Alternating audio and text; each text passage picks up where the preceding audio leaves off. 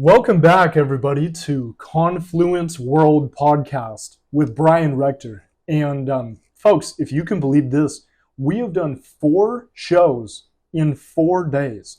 And I'm just ecstatic to accept the fact that we took a hiatus, a little bit of a break for a month from January 14 to February 14. But ever since then, we've been going and going and going. Yes, sir. And so I wanted to tell you folks that this episode is one that had me out of my seat before it is even happening. And the conversation that we've been able to have off camera is one that I won't soon forget.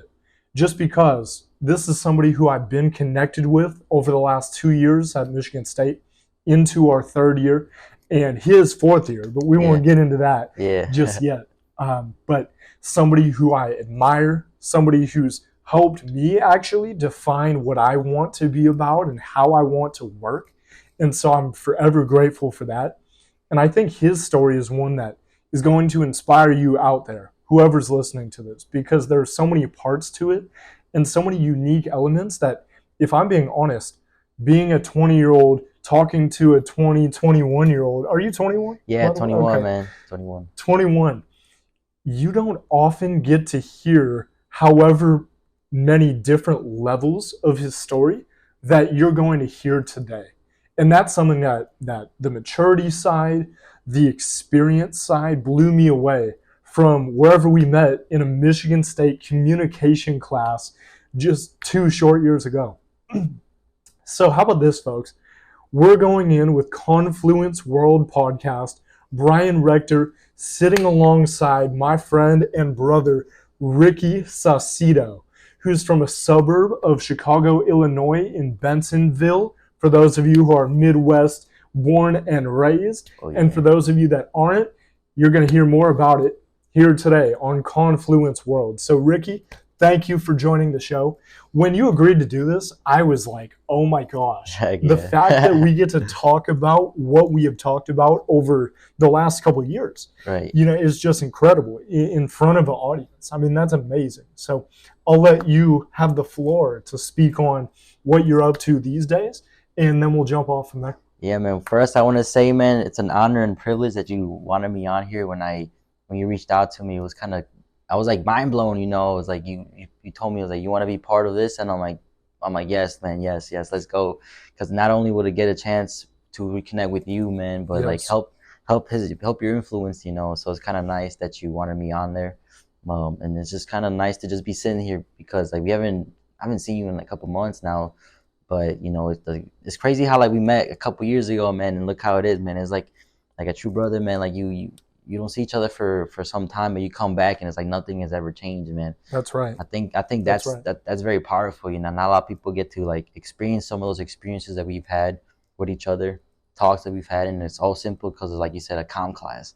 Mm-hmm. But yeah, man, I'm excited to be here, man. So like let's do it, man. And we're just talking, like you said, we're talking for like maybe like at least an hour already, 45 minutes, something like that, just off camera. And it's like, dude, it's amazing just being able to talk to you and catch up and do what we got to do today, man. So yeah, but yeah, dude, I'm all for it, man. Whatever you got going on, man, I'm excited to answer some questions, have people hear about my story and my testimony. So the things I've done. So hopefully it'll inspire others to do as well. Yeah, well, listen, thank you for introducing yourself and sharing a little bit about how we got to here in terms of reconnecting. Right. But I think, man, where I want to start is where you came from, because you were just telling me a little bit off camera in the conversation we were having about some trials and some tribulations and how you came to faith and things that are related to your upbringing. Right. And so I would love to know, and I think everyone out there is kind of wanting to know already, where has the life of Ricardo Saucedo come from? Yeah, so I mean, like you said, I'm from west suburbs of Chicago, just outside of the city, right by O'Hare Airport, Bensonville, and like I'm just like an ordinary kid, man. I grew up there. I lived there my whole life, but I guess like I want to start off strong because like in order to kind of know who I really am, I think it starts off very young. I was like 3 or 4, is like, I think this is gonna kick it off. You know, I was abused as a kid, you know, by my grandma's second husband, so he wasn't even my grandpa. Okay. But Yeah. it's just like kind of one of those things that like it happens so early on in life that you don't really, you can't really fathom the fact of what happened to you until you start getting older, and like all like the nightmares, all the trauma starts coming back to you when you start to like try to understand who you are as a person. But as a little kid, man, you don't know any better. You don't know what's happening. You think everything is your fault, you know, because like when you get in trouble, you know, you get disciplined. You know, when that was happening, I'm like, dude, like I was like, dude, it's kind of my fault. And then I always had a big mouth on myself, dude. So I was like, so the guy, I don't even remember his name. I mean, I do, but it's like so like what's it called? I don't know exactly know his full name, but Mm-hmm. he was just, you know, it's like he just needed help. You know, he just like I don't have any hate for him anymore. Sure. I don't have any anger or anything like that, but just the way what he did, you know, as a kid, man, I was just like, dude, like I don't know, like no one's coming to say. I had to grow up early on, is what I tell people. Like I knew right away that my life wasn't gonna be like goodies and two shoes, you know. Like Mm. I had a sense of protecting myself, you know. I distanced myself from my family. Whenever something would arise, I would kind of go down this path of just rambunctious, you know. I would, I would act out. I would lash out at my parents, man, my brothers and stuff like that. And it's just something that carried on when I was young and into my teens, man. You know, like when I got to freshman year of college, it was just kind of like this ongoing anger and hatred and just burden in my soul that I didn't need, and I didn't know what was going on until like it started affecting me. So it's just I guess my past started coming back to me. I guess is what I could best classify it as. Well, folks, I want you all to hear what he just said and understand that I don't think I've ever heard anybody do a better job of articulating where they've come from and setting the scene for where we're about to Yeah, go. Because now I'm looking at you today, and once again, I've known you for 2 years, 3 years. yeah. We'll call it three. We'll round up. Yeah, ongoing three for sure. Yeah, yeah, Yeah, yeah. And ever since I've known you to be driven, motivated, high performer, somebody who works tirelessly at what you do. And I look at you, man, and you're put together. You're yeah. really fit. You're an athlete. Like there are a whole ton of things. So let me list off some of the things that you do, Cool, cool. and then from there, I want to kind of understand. I'll ask a question at the Right. back of that. Perfect. Perfect. Sounds good. But to set this up, this dude is here at Michigan State because of a full ride Evans scholarship, and he's living in the Evans house. We'll get into that in a second here. But as well, a semi pro boxer, as well as played bullpen catcher for the baseball team here at Michigan State. Semi pro baseball is in his history as well.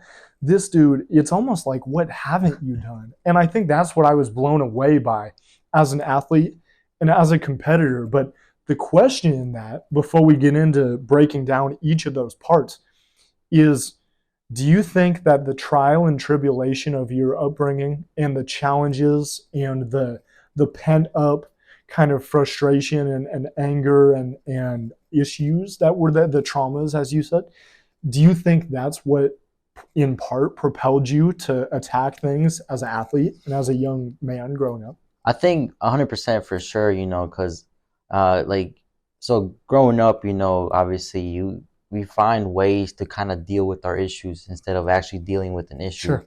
I guess mine was, I mean, it was pretty healthy, you know. Mine was competitiveness. My competitiveness drove me to like just be a very good athlete, you know. I was my main sports were I grew up. My main sports were football, baseball, and wrestling. You know, and then boxing Mm-hmm. later on a little bit. Sure. But then it's something about baseball and like wrestling that really kind of Mm, gravitated my interest in it. And obviously, in wrestling, I got to lash out my anger, sure. my energy, all that. And I was always practicing. You know, I was, and especially in baseball. My parents would kind of text me sometimes like, "Hey, where are you at?"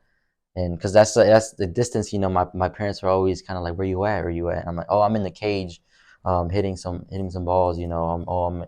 I'm in the weight room, getting a lift in. I was always trying to do something because my focus was always trying to be. My main focus was trying to become a pro ball player. Okay. Like baseball was something that I loved to do the most, and it was just something that I always dedicated my time towards. So I guess I was always practicing. You're trying to hit up a friend, like, hey, let's go get some grounders. I was that type of kid that would go knock on doors. Like I didn't have a phone until I was 17, and so I'd ride my bike with my bag and stuff, and I'd be like, hey, yo, can I was like, Mrs. Smith, can John come out to get some grounders with me right now? One of my best friends growing up was his name is David Birch. His older brother got to play AAA for the Cubs. Wow. Yeah, Wow. Wow. Wow. and so I was always like, yo, let's go hit some grounders, man. Let's go hit some balls. Dude. He was always, let's go, man. Let's go. And so it was kind of nice the fact that for me to it's for me to get distracted from what happened and everything was for me to be driven and dedicated for my craft. You know, I was like, that's the way I always thought about it. If I can do something for myself, I know I'm not a failure. I know that what happened is not going to define who I am. But it was just kind of like I guess that's like why I was really driven to be a high performer, a top athlete, Sure. and just whatever I was doing, man, I try to be the best possible. Obviously, there was always kids that were better than me, but I was focused on my own results and my own tasks. Like I try not to compare myself, but I definitely long answer to to a question for sure, but I definitely did distract myself from my trauma, my trials from by performing and trying to be my best at any sport that I was doing. So And I think one of the things that I take away from what you were saying is that everybody has a defined mission and a purpose, right. right? That they are looking at as this not idol, but this aim, right? This top of the mountain. Like, what if you were to synthesize what your purpose or mission is for you internally in your life? What is that? So yeah, definitely like now it's definitely different. You know, I think my mission right now, I guess my mission statement would be impacting. How much impact can I have on people now? You know, Mm, that's my thing. yeah, I've made I guess I come to a conclusion that sports is probably not going to be what's my calling. You know, what's not written in my story. You know, what the Lord has for me. I think so. My biggest thing is probably how many people can I impact? How many people's lives can I change? Because what we're doing here, man, is just like I like having like small conversations with different people, just trying to see. Man, like, damn, Ricky's like, you went through all that. I'm like, yeah, man. I was like, but like, look where I'm at now, though. You know, I always come back to that. I was like, look where I'm at now. You know, like, so you never know what how your story can impact someone else's like life and I just like hearing people's like testimonies, like, oh, like Ricky, thank you for talking to me. You really put me up in a path where I can actually go towards something that's gonna better myself in my life, better my family, better my surroundings, the people that I surround myself with. So, and I think that's my mission statement right now. And I think it's gonna be ongoing and see how many people I can impact, how many people's lives I can change by just talking, being myself. You know, I like my one of my biggest things is always trying to be authentic. I love authenticity. mm, So I like if you could get my true self, man, and you will always, no matter if it's on a phone call, Zoom call, in person, you're always gonna see me as for who I am, for who I'm gonna be tomorrow, yesterday, 10 years from now, whatever it may be, man. I'm just authentic as possible as I'm trying to be to people. So no doubt, no doubt. And I think for me, I typically think of myself as somebody who's a good communicator and good judge of people and likes being around and hearing and sharing stories. That's why I'm here doing oh this, yeah, being the host yes of a sir. show like this. But I say all of that because as soon as we met, one of the things I said and committed to in my heart was this dude impacts people already. And I want to be somebody who's like that. And I want to have that like zest and zeal for life that I feel like I identified in you. 100%. And it's so unique because of the trials and tribulations that you've been through. And now that I'm hearing that, it makes a little bit more sense. But I think something that would tie all of this together and something that I'll ask you is what do you think helped you sort through each of these issues and this backstory? How did you separate from that, because I feel like the truth be told is that those experiences that you have as a Yeah. young boy, as somebody who's developing, can shape you and put you into a dark place and become rooted in your identity. Right. But you found a way to turn your identity to the cross. You found a way to turn your identity to building a business. You found your way to turn your identity into giving back in way of the armed forces, which we'll talk about in Yeah. a little bit. That's something that's incredible that I think you guys are going to love. But how is it that you shaped your identity into a net positive? Where did that start, and what does your faith do Yeah. amongst all of that? So yeah, I think in order to, so faith plays a role throughout my whole life, right? It definitely plays a role throughout my whole life, but I think I kind of want to like retract a little bit so they can Okay. know a little more about the person that I was, you know. Yes.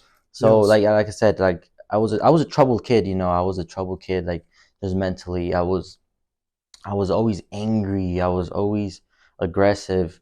I'm emotional. I guess I could say I was emotional in my own thoughts and my own actions.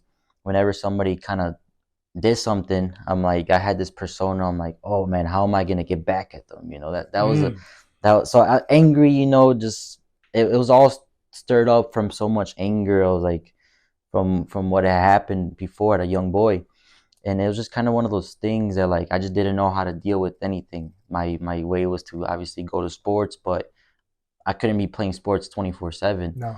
I had to interact with people. I started getting affiliated with like the wrong crowd, Mm. um, A couple of my friends, like gang affiliations, like my friends, some of them I never got into one, thankfully. But it was just kind of like being around those type of people. That was the environment that I associated myself with, and I'm just like there was something in me that was like there was always something in me that I was like, dude, this is not right. This is not right. And my dad played a huge role because my dad, him and I are like duplicates. My father was he put me into sports when he saw something was like, okay, he's not like the way he should be. And my dad has his own story as well. And I think the way to get him for me to get a better life is for he put me into sports at early on. But like it was just I was always, like I said, angry, frustrated, just very emotional.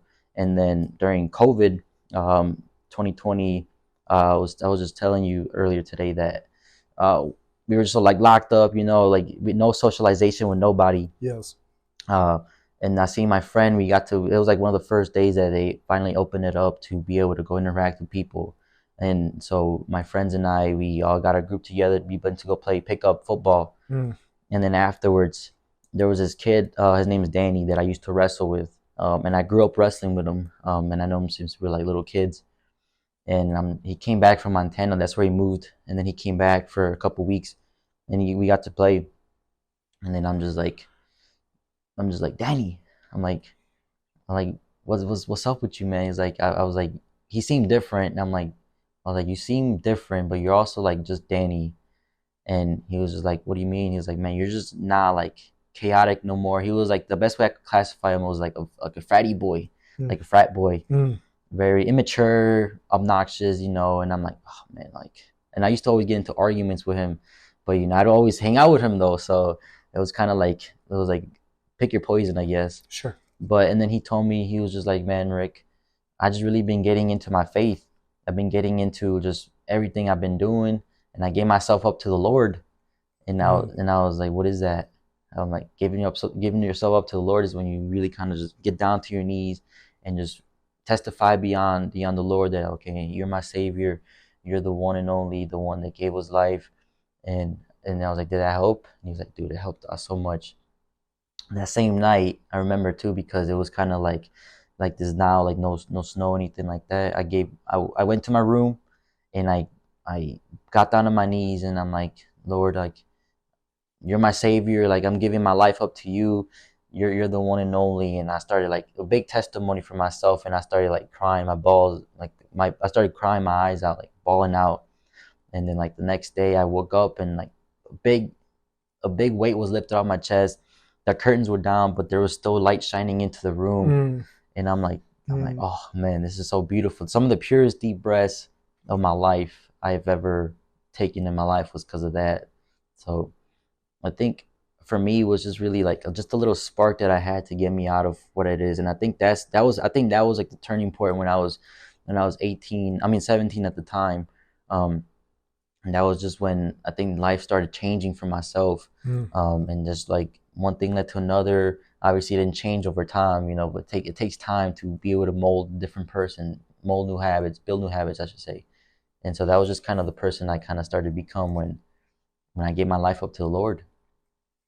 Certainly, certainly. And I think what you just said is going to resonate with a ton of people who are listening to this, because to come from where you were at and then to have somebody who you disconnected from find their way back into your life, and then it's this offshoot point of like, oh my Yeah, gosh, the discovery, right? And it's right. natural and it's organic. I think that's a testament to just how God is working in every Oh yeah, realm and every relationship 100%. of our life, whether we know it or not at the time. And I just think I'm inspired by the fact that you recognize that and then we're quick to jump to acknowledging that. Right, So the question that I have out of that is, you said it was a change that kind of progressed over time, but right, what were some of the things early on that you noticed in yourself that you were like, oh my gosh, this is I'm different now. right. Like I have a different feeling. I have a different lightness. What were some of those keys for you? I think for me, one of the things would be is being compassionate with people. Mm, Before it's almost like when you feel sorry for people. Like I started feeling like I guess emotional towards like things that I would not be emotional towards. sure. I I what's it called? So it's compassion for sure. Like I started trying to understand people for who they are. For before I didn't okay man, I didn't even care. Mm, And now you see me, I was like trying to understand people. Now I pay attention to people's stories as well, because I seek to understand before I'm trying to make any judgment, anything like that, before I make any judgment at all. So I try to seek to understand before I try to like talk to people. And so I guess compassion would be one of those things. And it comes from so many things, but and then it kind of just one thing leads to another, right? I was still kind of like I still had this aggressive nature in me. I still would kind of like get a little emotional, like angry and stuff like that. But I think just finding the right people is what really kind of helped me understand. Like, so I was telling you earlier about how I met this girl too. yes. How she when I met her, I was like, okay, this is cool, man. She's very beautiful. She's very athletic. She's very religious. She's into her family. And then like the way the way I guess I would treat her wasn't really like the best. I was very respectful towards her, but just like any little thing that I would do, I would kind of take it out on her, like unlike not on purpose. It's just like that's just the nature that I would do. I would like lash it out on other people, and I'm like, man, like I can't, like I don't want to lose her. Like she's obviously like she plays a big role in my life, and she Sure. still does. But it was like just being around her and seeing her, and even not having my parents as well like give up on me, just having all these right people in my life just motivated me to okay, keep going. You're doing it for a reason. And now my parents, like, we're in a position now where I can talk to them like fully, like a son should, like how Mm, like a father and a mother should be with their kid. sure. And I'm like, this is like amazing. This is what I've always wanted. This is what I've sought out. And now with her, her and I are like in this. There's not no label to it, but yeah, I could definitely go to her and I could like talk about like anything, and she'll be there to listen, and she knows that like she can come talk to me, and I'll be there to listen. I'll be her rock. It's like vice versa. I think that's what really makes up a good like relationship, if you have like a significant other. Mm, But we're not even nothing, no label yet. sure. But Yet, hear what he said. yet Hear what he said. but yeah, like just seeing these important people in my life just really kind of motivated me to just keep going, keep growing, keep fighting the battle that I've been fighting. And it was the battle within myself, the battle within my own heart, finding finding and growing myself with Jesus, you know, and just keep doing the right thing. You know, I slip up every now and then, you know, more often than we might like to, but you know, just keep going, you know, just keep going. That was my mentality. I was like, just keep going, Ricky, you know, like, I felt bad, you know, because like I hurt so many people and stuff like that. But I think one of the biggest things that I kind of helped me out was like I can't just keep saying sorry to them. I gotta show them the growth Oh that I'm man. doing. So that's why I'm like all about growing and self growth within myself, is just by showing everybody like look at where Ricky was, and look where he's at now. Look at everything that he's built for himself, in order by just keep staying the path. You know, I told my dad the other day, I'm like, I'm just following God's plan blindly. Like wherever he takes me, wherever he wants me to be, I'm gonna listen, and I'm gonna stay the path. I'm gonna stay the course, and that's what's really been motivating me to keep going on, man. Is there any pressure that is on you that's associated with following the path that you have and continuing to perform at the level you have with the output that you've been able to contribute? I wouldn't call it pressure. If anything, I would put pressure on myself, you know, like Sure. no outside pressure, anything like that, because Mm, I'm a firm believer that what's meant to be is gonna be. mm.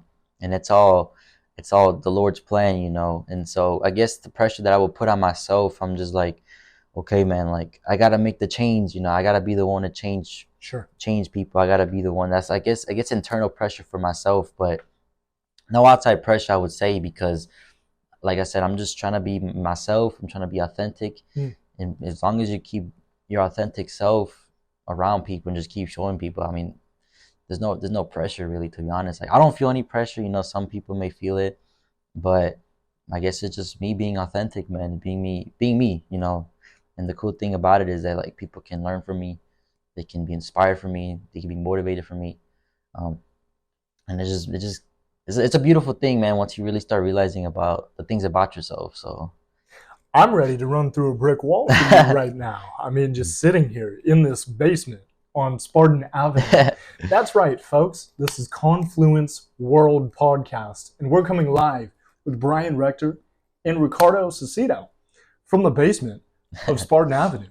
We're not going to reveal that house number because, I Oh mean, come yeah, on. Here's a question, though. talk to me, man. We're at a point where you're almost finished at Michigan State Right. and you're off to other things, which I won't say yet. But how did you get to Michigan State? And on top of that, what has, if you wouldn't mind speaking on what Michigan State has done for you, what are some of the things that you've been able to do since you've been here, Right. using the platform that it is to have a widely known university on your back?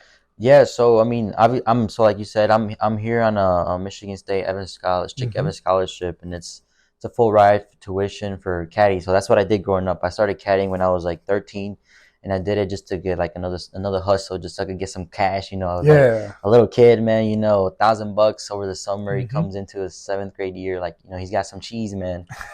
And so I did that growing up, caddying. And I like caddying, man, the type of connection that you make to with people, where it can lead you. I was not thinking about school. My mom's a teacher, and Okay. so Yeah. she was always trying to instill like that good work ethic in school. And then my dad, like both parents are good work ethic, and all of my brothers. And so I took school very seriously in high school, throughout my years, and that's how like I was able to get my grades up and just be a good leader in the communities by doing all these other things that I was doing, volunteering in the church, and just showing people that like, okay, you can caddy, you got good grades, you can volunteer and do like leadership in the community. That's what really got me the scholarship. Mm-hmm. And the scholarship's competitive, man. My year there was like I forgot how many, but there was like 700 applicants across the Wow. nation, and only like 127 kids got it. Wow. So Wow. it's a pretty competitive tuition or scholarship to get, and so that's how I'm at Michigan State. It's a blessing, you know. I get to live in the house with a great group of guys, Yeah. great-minded people, good work ethic, and you surround yourself by people like that, man. You're just always motivated just to keep going, man, just to keep the grind on. But Michigan State, man, Michigan State's awesome, man. You know, go green, man. Go So white, baby. yes, sir. Mm-hmm. But Michigan State's been a great campus, and it's just I think leaving home for a little bit. Yeah. I mean, you left home as well to come here. I feel like being by yourself is one of the biggest things that a young person could do for themselves in terms of like growth, and I agree completely. because they're put in an environment where you have to figure things out on your own. You don't always have mom and dad to be there. Phone calls are good every now and then, but you're forced to like figure things out, so you're like, okay, man, okay, how can I do this, how can I do that, how can I do this, or is this the right decision? You mess up every now and then, you go do this, but how can you come from it? One mistake doesn't define who you are. No. And so I think that's one of the biggest things that Michigan State has really have to offer, is the type of growth that I've had within myself because of the group of guys that I've met, the professors that I've met, the friends that I've met, and it's just kind of being around in like a very, how would you say, very great environment. So I guess the best way I can put it is just Michigan State has been able to bless me with so many opportunities, and now I'm getting ready to graduate. I'm on my last semester, so it's getting down to the wire, but I've always been the type of person to embrace change. I've never been shy of anything. I love change of anything because you get to learn more about yourself. There's an avenue that you get to experience and explore for the first time, and I'm waiting to see when my next chapter opens up. And so, like you said, I'm going into the military. I'm going into the Marines as an officer, so I'm excited for that. So, I love what you said about moving away. And the reason I love it is because of what you said, which is that you make decisions. yeah, And one thing I know about you is that one of the decisions you made was to embark on the journey of a business person, an entrepreneur, yeah, somebody who's working on developing their craft in sales and in these different buckets that relate to business. right, So I was wondering, man, I want to know more about that. I think that's something people would love to hear about because it's a unique thing yeah, of yeah, being an entrepreneur. And I think it's a career and a pathway that goes against oftentimes what we're taught here at a four-year right, university right, or any type of widely known schooling organization, right? right. And so, where did that come from? How did you get there? Yeah, so I guess the way it came from is because my roommate, he was in this. Okay. It's we're so I run a social commerce business here. That's the social networking platform, and I think why I got into it because I knew like I didn't want to work for somebody for forever. That's like always my mentality. Not everybody wants to keep like even in the military. I know I'm going into the military, but I don't want to be taking orders from somebody for the rest of my life. But I guess what I really wanted to do, why I really became what I'm doing right now, is because I want to be able to give the life to my future wife, my future kids, Yes. the people around me, like the life that I think they're gonna deserve. And it's a life of endless opportunities. I want my wife to know that I'm gonna be there. I'm gonna be a full and engaged husband for her, a full and engaged father for my kids. Yes. Just the man that I need to be for the people around me. And with this, I'm very blessed to the point where I got mentors and coaches that are able to impact me to make smarter decisions, make smarter choices in anything that I do. And so, like, is a good mentor is someone that has done the way, goes the way, and shows the way. Oh man, I like Yeah, that. That yeah, was really good. yeah. I'm quoting that. That was really cool. Yeah, Thank man. you. Thank you. So it's so like I said, it's just like the business brings me. Yeah, you're gonna be able to scale this up as a student, and just kind of, yeah, you're gonna be able to make good money and all that stuff. But the money isn't really what drives me. It's the impact that I can have on people, like how Mm, many lives.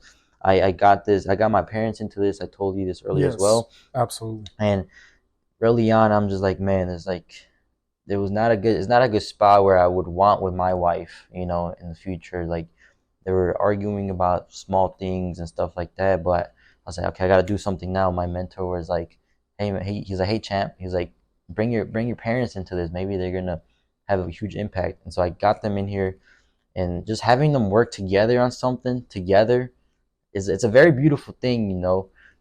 Just seeing them interact with each other, just seeing the way they kind of problem solve now, like they're like it's like a team, like something that you would want in any relationship, you know. It's not them against each other and the problem is now it's them two working together on the problem. Yeah. And so it's a beautiful thing to see because it just impact like that is what really motivates me to keep going. It drives me to keep having more people like bring to this and just having everybody kind of just be around me because like I feel like I'm at a point now like okay man, like I want to bring more people because like fulfillment is joy in the heart.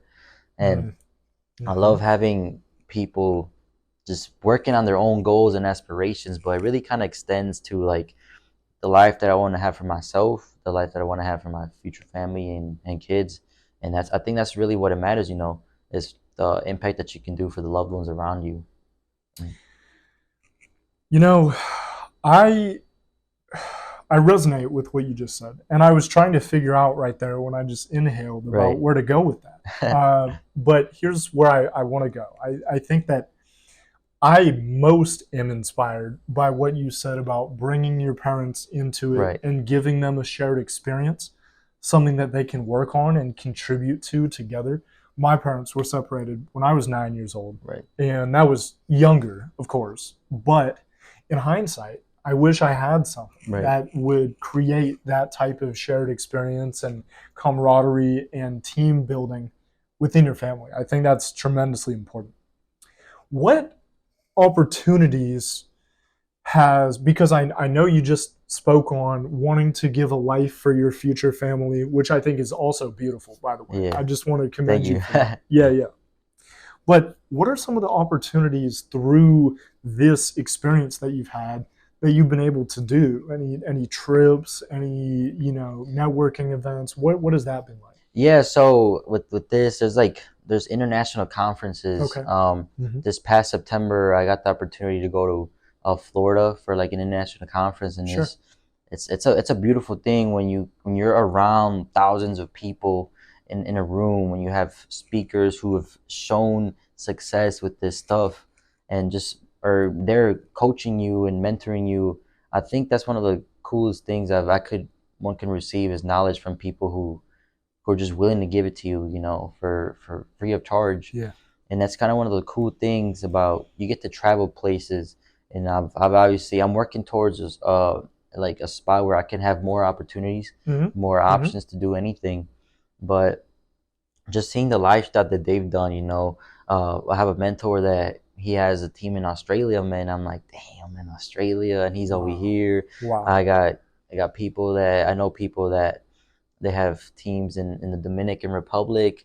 I'm like, dude, like you guys are impacting some of these countries or some of these places where like I never would have thought of I'd be able to do, but if unless it comes from this like environment that I'm surrounded by, and it just is nice. It's a beautiful thing like, when you see people who come from similar backgrounds, Yes. people who come from rougher backgrounds, different stories, who are able to make it just because they're able to believe in themselves, they're able to be surrounded by the right people.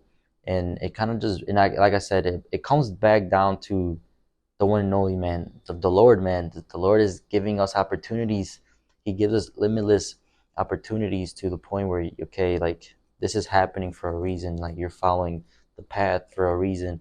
And they all talk about the faith as well. And they all have the life that I want to have, the way they are with their kids, the way they are with their wives or family members, parents, anything it may be. I'm like dude, that's a powerful thing, man. I think if a lot of things could have shaped out differently for me or anybody, you know, anybody could have different life if they just made a different decision. If I never would have made a decision as a 19-year-old kid to follow my friend into this, I'm like, dude, I don't even know where it could have been, man. I don't even know. I could have still been with some of my older friends, my hooligans, you know. Sure. Hooligans. Good word. Yeah, hooligans. And so just looking at them, and I'm like, thank you, man. Like every night I pray for the blessings He's giving me. Every morning I pray, and I'm like, just put me in a spot where you need me to be, and I'm gonna try to be your best servant.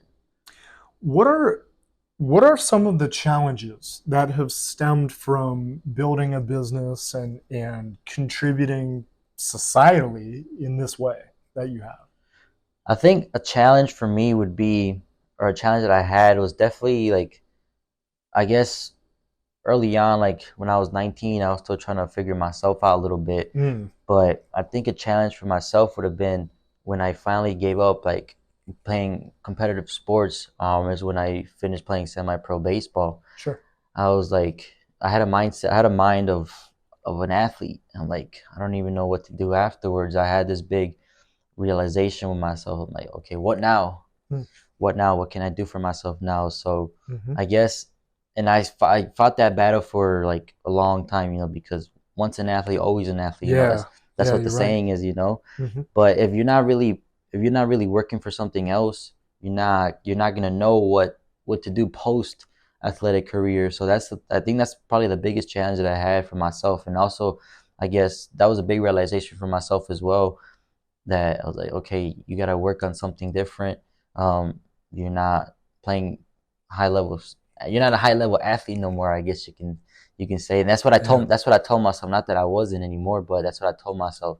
I think I told myself in order for me to be able to grow as a person, find more things to do, find more impactful things that I couldn't do with people, and just be a good person for everybody else. So I think for me it would be the challenge of, I guess, figuring myself out when I wasn't an athlete no more.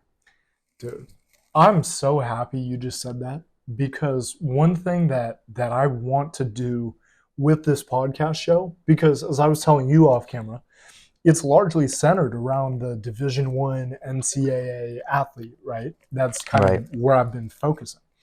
One conversation that I want to start here at Michigan State is just that, is how do you adjust and how do you channel the high level competitive tenacity, the energy of the teamwork and the building and the leadership to something else, to be excellent in more buckets. So I'm so glad that you just said that. Oh yeah, 100%, man. I think it happens. It's not a bad thing either, to be honest, because like that's all you know as when you're working for something, you're working and you're putting your whole heart and soul into being an athlete, into whatever sport you're doing, and that's all you know, and that's kind of, I feel bad for people as well, because like I mean, it's just like a trap that you fall into, that, and it's like no blame on anybody, just because you're working for something good and you're working towards something very good for yourself.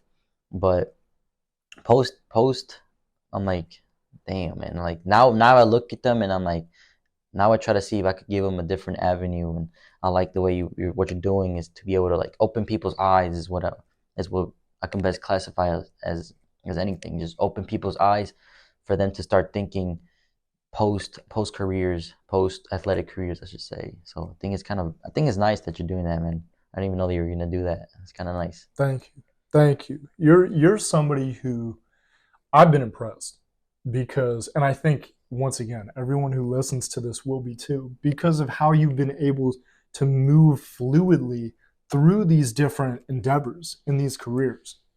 And your next one is what I would believe to be the hardest challenge that you've had yet to this point. Right. And that's because you've decided to enlist in the Marine Corps. Yeah. And upon graduation in May, that's where you'll be headed, is OCS. Yes, sir. Is Marine Corps boot camp, more or less. That's kind of a flimsy way of saying it. Right. But what in the world led you to sign up for the armed forces and be a part of this what's certainly to be a trial, and one that's, I would say, I have a ton of friends, shout out to all of you all, Logan Carpenter particularly, who's in the Marine Corps right now.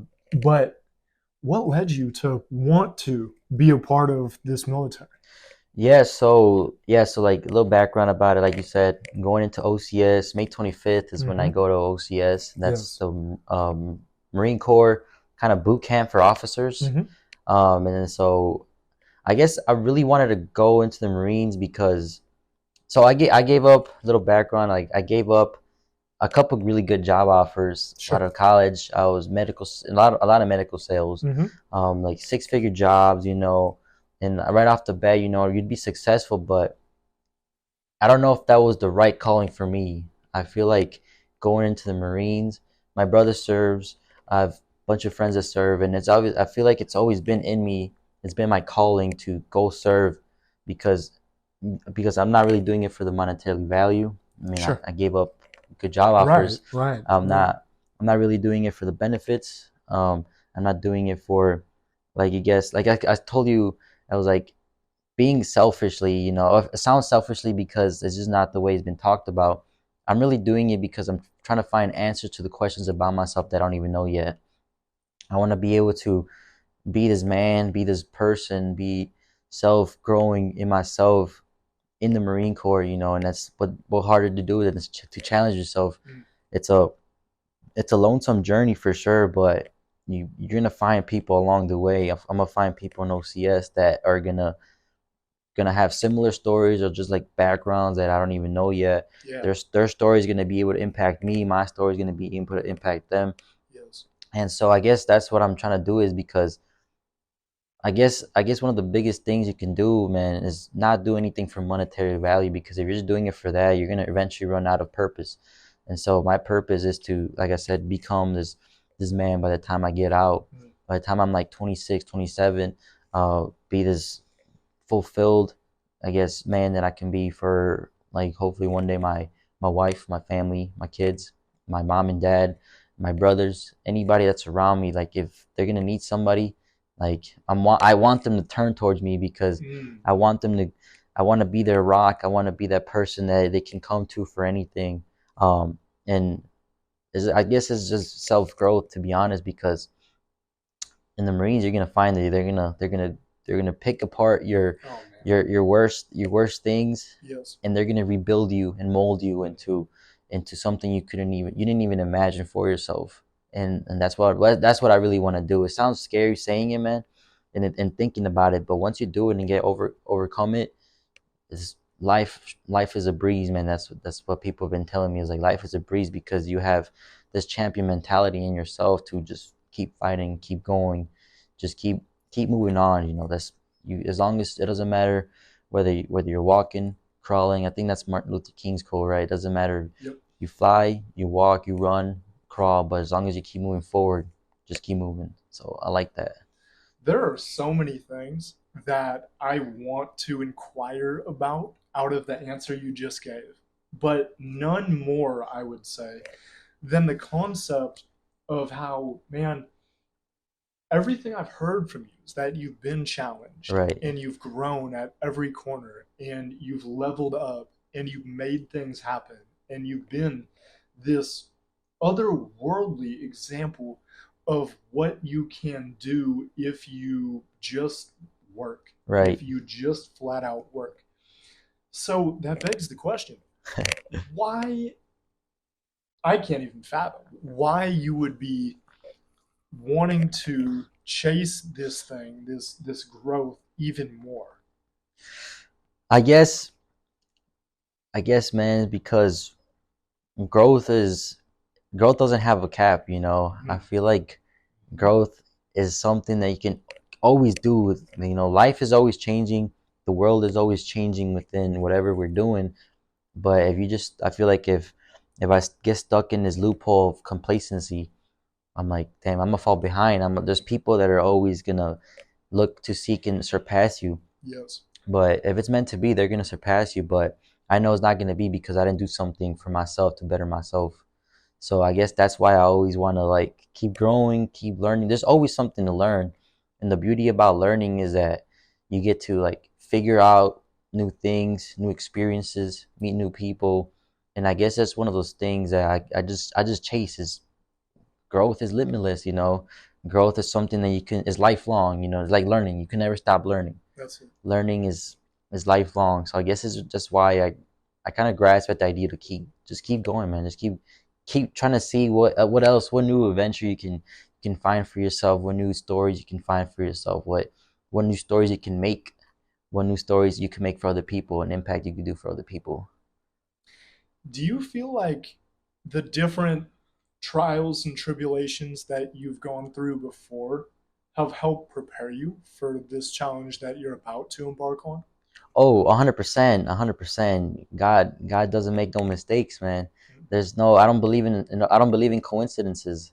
Everything that happens in your life, it's just for a reason. I feel like, and I feel like everything that I've been doing is gonna be the person to prepare me for this. You know, I've been prepared. You know, my dad was telling me, he's like, Rick, you're prepared, man. You're prepared. You've gone through so much worse, man, and look at what you're doing, man. You're still standing with a smile on your face to be able to talk to anybody. So I'm like, that's very powerful, man. I appreciate you, Pops. I told him, but it's just kind of one of those things that like you're still standing, man. You're still standing. There's more avenues that you can embark on, more adventure that you can embark on. So as long as you're standing, man, and no one takes your willpower, I feel like just keep going, man. To see what other lights you can shine, what other souls you can touch and hearts you can impact, man.